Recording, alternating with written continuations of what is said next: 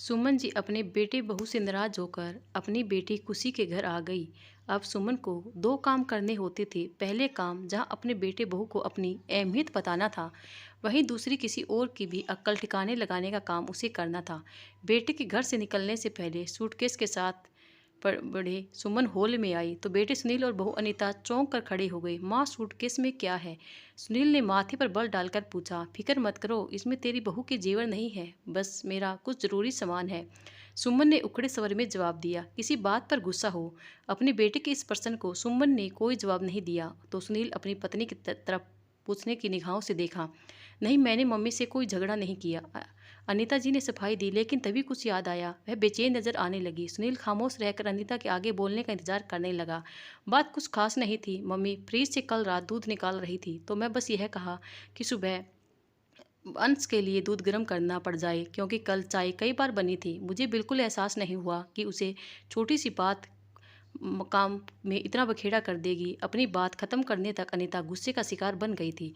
माँ, क्या तुम अनीता नाराज हो? सुनील ने माँ को मनाने के लिए अपना स्वर कोमल कर दिया। मैं इस वक्त कुछ भी कहानी सुनाने के मूड में नहीं हूँ। सुनील तो मुझे जयपुर तक जाने के लिए रिक्शा ला दे, बस नाराज की उनकी आवाज़ में बस अब साफ झलक उठी। क्या आप खुशी के घर जा रही हो? हाँ, बेटी के घर सूटकेस लेकर जाने की रहने रहने जा रही हूँ। सुनील ने बड़ी हैरानी से देखा। जब इकलौता बेटी के घर में विधवा माँ को मान सम्मान से जीना नसीब न हो तो वह बेटी के घर जाकर रह सकती है। सुमन ने जिद्दी की कि तुम गुस्सा थूक दो। माँ, मैं अनीता को डांटूंगा नहीं बेटा, मेरे सब्र का बांध अब टूट चुका है। मैं किसी भी हाल में नहीं रहूंगी। माँ, कुछ और बात है क्या जो तुम्हें परेशान और दुखी कर रही है? अरे, एक दो नहीं बल्कि 10 बातें हैं। सुमन अचानक फूट पड़ी। मैं तेरे घर की इज्जतदार बुजुर्ग सदस्य नहीं बल्कि आया बनकर रह गई हूँ। मेरा स्वास्थ्य अच्छा है तो इसका मतलब यह नहीं कि तुम दाई भी हटा दो, मुझे अंश की आया बनाकर आए दिन पार्टियों में चले जाओ। तुम दोनों के पास मुझसे ढंग से दो बात करने का वक्त भी नहीं है। उस शाम मेरे पेट में दर्द था तो तुम डॉक्टर के पास भी मुझे नहीं ले गया। माँ, तुम्हें बस एसिडिटी थी, गोली खाकर ठीक भी हो गई थी। अरे, अगर दिल का दौरा पड़ने का दर्द होता तो तेरी डाइजिन क्या काम करती? तुम दोनों के लिए अपना आराम, अपनी मौज मस्ती, मेरे सुख दुख का ध्यान रखने से कहीं ज़्यादा महत्वपूर्ण है। मेरी तुम दोनों को बेचारे अंश की भी फिक्र नहीं है। अरे, बच्चे की सारी जिम्मेदारी दादी पर डालने वाले तुम जैसी लापरवाह माता पिता शायद ही दूसरे होंगे देश में। बेझिझक उन्हें खड़ी खड़ी खोटी सुना दी। मम्मी, हम इतने बुरे नहीं हैं जितने आप बता रही हो। मुझे लगता है कि आज आप छोटी सी बात का पहाड़ बनाने पर तुली हुई हो। सुमन ने बुरा सा मुंह बनाकर कहा। तो सुनील, अच्छे हो या बुरे, अब अपनी गृहस्थी तुम दोनों ही संभालो, ठीक है? पहले मैं आया का इंतजाम कर लूँ, फिर आप चले जाना। नहीं, जब तक आया ना मिले तुम ओपी से छुट्टी ले लेना। अंश खेल कर लौट आया तो मुझे जाते देखकर रोएगा। चल रिक्शा कर दे मुझे। सुमन ने सूटकेस सुनील को पकड़ा और अजीब सी अकड़ के साथ बाहर की तरफ चल पड़ी। पता नहीं माँ को क्या हो गया, यह जिद्दी इतनी है कि अब किसी की कोई बात नहीं सुनेगी। बड़बड़ाता हुआ सुनील सूटकेस उठाकर अपनी माँ के पीछे चल पड़ा। परेशान अनीता को गई आया का इंतजाम करने के लिए अपने पड़ोसियों की मदद रुकी। मम्मी, यह भी आपका घर है? आज आप जब तक दिल करे यहाँ रहे। प्रदीप और खुशी नानी का साथ पाकर बहुत खुश होंगे। कुलदीप ने मुस्कुराते हुए अपने घर में रुकने का आदेश दे दिया। यहाँ बेटी के घर रुकना मुझे अच्छा। माँ, बेकार की बातें मत करो। खुशी ने प्यार से सुमन को डांट दिया। बेटा बेटी में जो अंतर करने का समय अब नहीं रहा।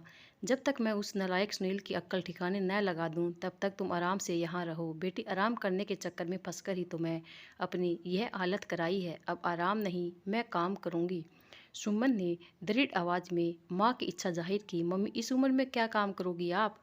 और काम करने के झंझट में क्यों फंसना चाहती हो? कुलदीप परेशान नजर आने लगा।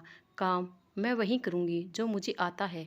सुमन बेहद गंभीर हो उठी। जब खुशी के पापा इस दुनिया से चले गए थे तभी 10 और सुनील 5 साल के थे। मैं ससुराल में नहीं रही क्योंकि मुझे विधवा की उस संयुक्त परिवार में नौकरानी जैसी हैसियत थी। अपने आत्मसम्मान को बचाए रखने के लिए मैं ससुराल को छोड़कर दिन में गोलगप्पे बनाती और रात को कपड़े सिलती। आज फिर मैं सम्मान से जीना चाहती हूँ, अपने बेटे बहू के सामने हाथ नहीं फैलाना चाहती। कल सुबह खुशी मुझे लेकर स्नेहा के पास चलेगी। यह स्नेहा कौन है? कुलदीप ने उत्सुकता से पूछा। स्नेहा मेरी बहुत पुरानी दोस्त है। उसने गोलगप्पे बनाने का लघु उद्योग कायम कर रखा है। वह मुझे भी काम देगी। अगर रहने का इंतजाम भी उसने कर दिया तो मैं यहाँ नहीं रहूँगी। नहीं माँ, तुम ही यहाँ रहोगी। खुशी ने उन्हें अपनी बात पूरी नहीं करने दी और प्यार भरी सवर में बोली, जिस घर में तुम्हारा बेटा बहू ठाठ से रह रहे हैं वह घर आज भी तुम्हारे नाम है। अगर बेघर होकर किसी को धक्के खाने की जरूरत नहीं है, तुम नहीं होंगे तो इतना गुस्सा मत कर बेटी। माँ, तुमने कभी अपने दर्द की तरह पहले जरा सा इशारा किया होता तो अब तक मैंने सुनील और अनीता के होश ठिकाने लगा दी देती। नहीं, रहने दो बेटी, अब मैं काम करना शुरू करके आत्मनिर्भर हो जाऊंगी तो सब ठीक हो जाएगा। मुझे तुम पर गर्व है माँ। सुमन के गले लगाकर खुशी अपने पति को बताया, मुझे यह समय याद है जब माँ अपना सुख चैन भूलकर दिन रात मेहनत करती थी। हमें ढंग से टीचर बनाने के काबिल बनाने की धुन हमेशा इनके सर पर सवार रहती थी। आज सुनील बैंक ऑफिसर और मैं पोस्ट ग्रेजुएट हूँ तो यह माँ की मेहनत का ही फल है। लानत है सुनील पर जो आज वह माँ की सही से देखभाल नहीं कर पा रहा है। मेरी यह बेटी भी कम मेहनती नहीं है। कुलदीप, सुमन ने स्नेहा से खुशी का सिर हिलाया। गोलगप्पे बनाने में यह मेरा पूरा हाथ बटाती थी। पढ़ने में हमेशा अच्छी रही। मेरा बुरा वक्त ना होता तो ज़रूर डॉक्टर बनती। मेरी बेटी, आप दोनों बैठ कर बातें करो, मैं ज़रा एक काम करके आता हूँ। मुझे एक काम याद आ गया। मैं वह काम करने जा रहा हूँ। मम्मी, आप यहाँ रुकने में ज़रा भी शर्मिंदगी महसूस ना करें। सुनील और अनीता को मैं समझाऊंगी तो सब ठीक हो जाएगा। कुलदीप उनके बीच से उठकर अपने कमरे में चला गया। कुछ देर बाद में तैयार होकर बाहर चला गया। उसके बदन से आ रही सेंट की खुशबू खुशी ने तो नहीं पर सुमन ने जरूर नोट किया। कौन सा जरूरी काम के लिए गया है कुलदीप? सुमन ने खुशी से पूछा।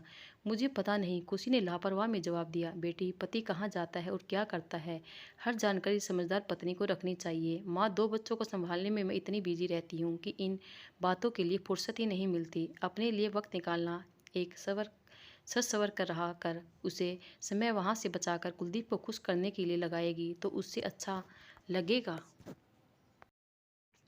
मैं जैसी हूँ उन्हें बहुत पसंद हूँ माँ, तुम मेरी फिक्र ना करो। और वह बताओ कि क्या कल सुबह तुम सचमुच स्नेहा आंटी के पास काम मांगने जाएंगी? अपनी आंखों में चिंता के भाव लेकर खुशी ने विषय परिवर्तन कर दिया था। सुमन काम पर जाने के लिए अपने फैसले पर जमी रही। उनके इस फैसले का खुशी ने स्वागत किया। रात को सुनील और अनीता ने सुमन से फ़ोन पर बात करनी चाहिए पर उसने बात नहीं की। खुशी ने दोनों को खूब डांटा।